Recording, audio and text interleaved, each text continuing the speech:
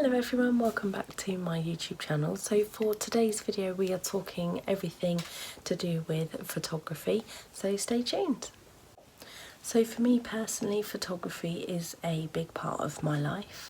So the reason for this is because I studied it at college for 2 years, and I did that at A-level, and ever since college or even school I've been really passionate about photography. It's always been something that's been a part of my life, and I've just had a really big passion for it. For me, I would say it's more of a hobby at the moment. So now the exciting part is that we are going to be talking about exactly what photography I do and what equipment I use, so stay tuned for that.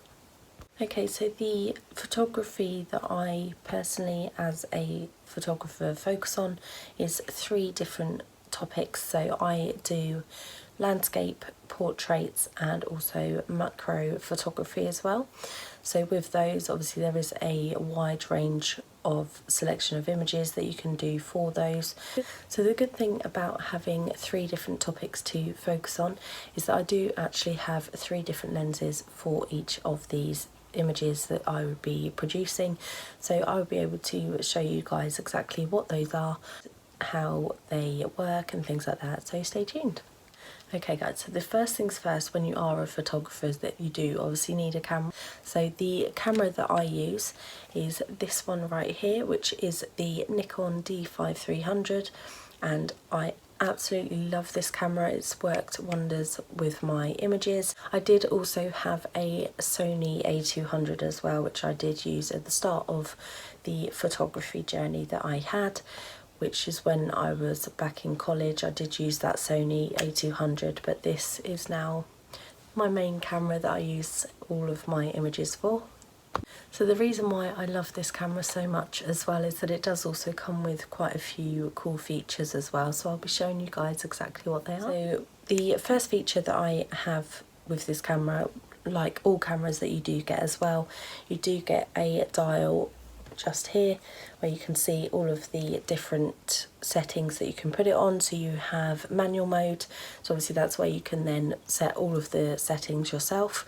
You do also have auto if you are still learning, or if you are still a beginner, obviously it would have all of the settings there already in use for you. And then you do also have different settings for different lighting as well for you. So you do actually have a scene mode with this camera, and you also have landscape, portrait mode, even macro mode as well. So when I'm using these lenses as well, you can also have that option to select those modes as well, and then what that does is then it specifically sets the settings so that you have all of that already in place. And the next thing as well, like all cameras do, you do also have this at the top here, which is where you put the flash. So you can, even though the camera may already have a built-in flash, you can also buy an additional flash which looks something like this, obviously depending on exactly what make and things like that,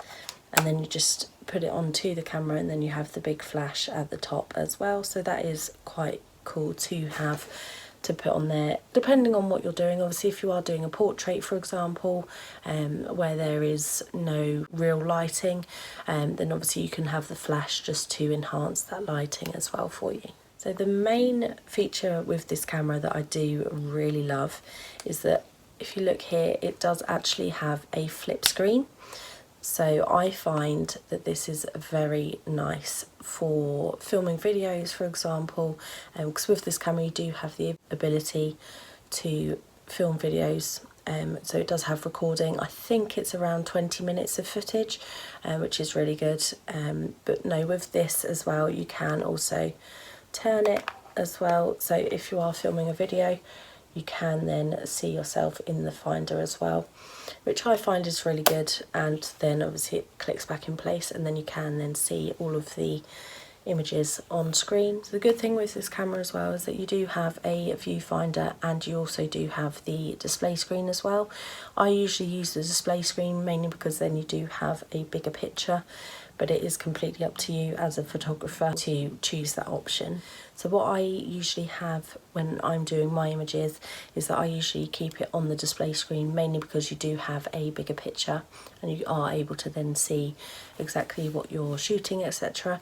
But you can actually change it if you wanted to. Obviously, if you are one of those people that do use the viewfinder or the display screen, obviously it is completely up to you depending on what your camera is available to do. Okay, so I'll just quickly show you guys exactly what I mean. So at the moment it does show the display screen at the moment and obviously what settings are on the camera.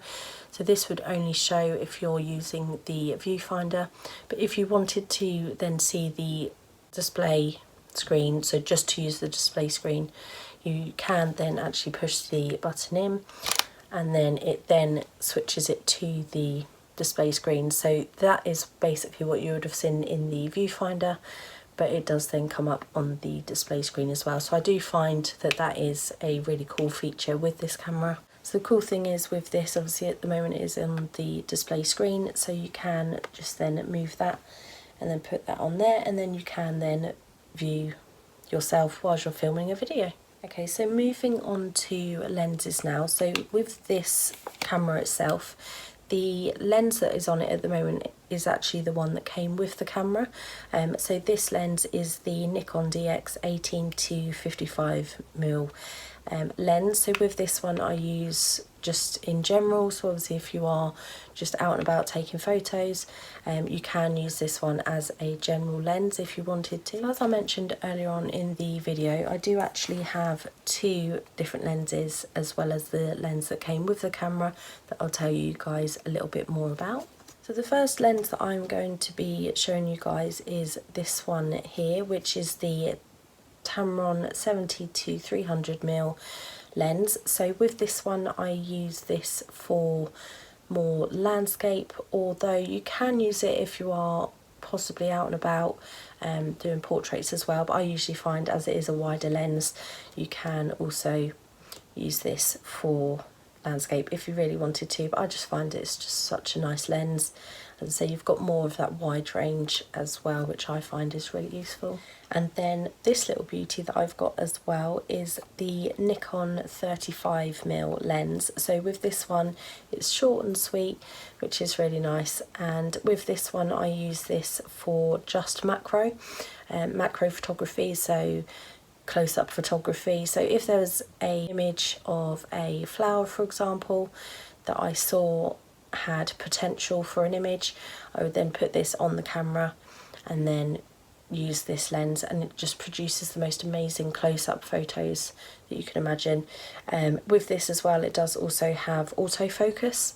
That is something that I do find really useful, because then you know that it's automatically going to be in focus. So moving swiftly on, the next thing that I wanted to show you guys that I have as well is that I've got two battery charger packs. So these are absolutely crucial. I do find as well that being a photographer you do need more than one battery for your camera, mainly because if you are in the middle of shooting you don't want to then run out of battery and then have no other batteries available. I would usually advise with the batteries as well, obviously it's always good to have spare and always keep them charged at all times. So this is one of the spare batteries that I have for this camera, and it's just so easy to use. You just put that in there, and then it does actually come with a plug as well, so that just plugs straight into the wall, and then it does then have a LED light as well, so it would tell you when it's charging.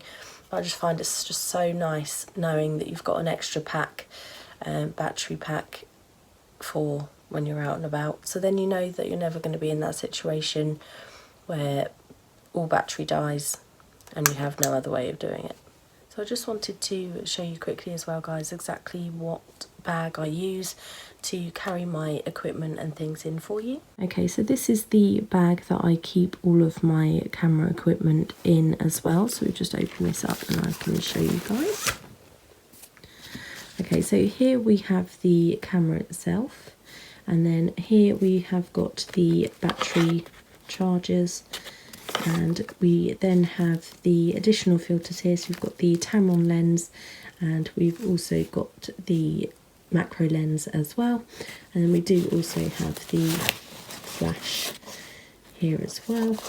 And then in here we do also have a few filters as well. So this filter we have here is one that I bought from Jessop's, which is a circular polarizer, which basically minimises the unwanted reflections from water or glass, and it does also increase the colour saturation as well.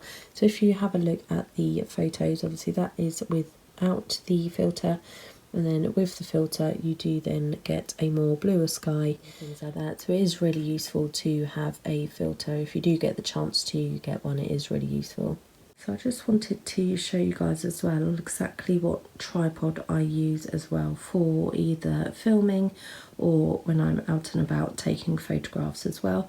So this is the tripod and it's full length, which I find is quite useful, and then you do also then have the camera that fits in at the top, and then it does also lift up like that, so you can carry it around. There is also a handle on there as well, which I find is really useful as well.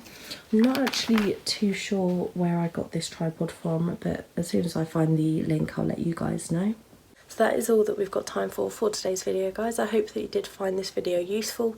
If you did, please give this video a big thumbs up. And as always as well, we do have new videos every Sunday, so please stay tuned for the next video. If you haven't already, please do like, comment and subscribe, and I will see you in my next video. Bye guys!